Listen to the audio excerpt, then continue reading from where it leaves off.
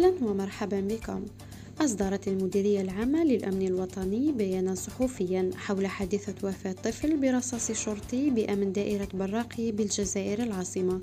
وجاء في البيان أنه على إثر تنفيذ الشرطة القضائية لأمن دائرة براقي لإذن نيابي بتفتيش أحد المساكن، والذي أسفر عن توقيف شخصين وحجز ما يزيد عن 1000 قرص مهلوس وكمية من المخدرات. حيث تفاجأ عناصر التشكيلة الأمنية بمحاولة بعض سكان الحي عرقلة سير العملية، ما دفع أحد عناصر الشرطة إلى إطلاق عيارات تحذيرية أصاب قاصر،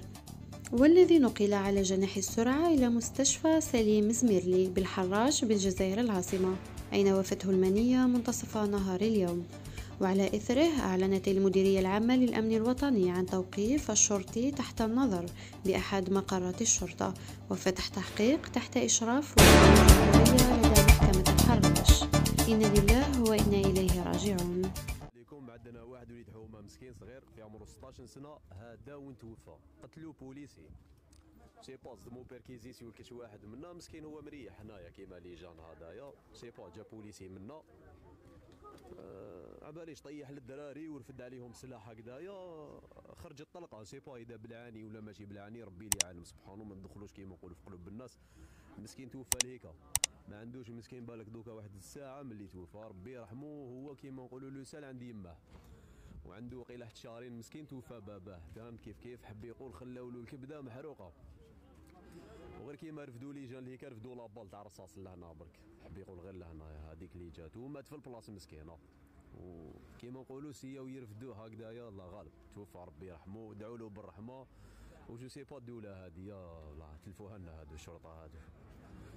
نورمالمون تعطوا لهم تاع تريسيتي تعطوا لهم سلاح هادونا بيسكا ولا شغل اللي فيهم تاع كوبوي اللي يلحق يتيري والله راه ما فهمنا مليك الناس قاعرين ما تخافوا والله بالعاني هكذا بالعاني خو كاش منها غلطه هذه يا اخو، غلطه تيري في اسمه ما تيريش عليه يا اخو، تعرف بيا راه ليك الناس مساكن هاي جايه تعزي فيه مامو يسكن فيه كاليتو سوا ان شاء الله صغير جاي من القرايه حب يعيش حياته مسكين يا اخي شاف الغاشي برا يا اخو كان يقرا معاك شحال في عمره شحال 16 سنه يا اخو مات في الكلاس كنا نديرو في الليسته تاع التورنوا شكون الدوله كركراه دوا يا اخو ما عندنا يا اخو ربي يرحمه يا اخو.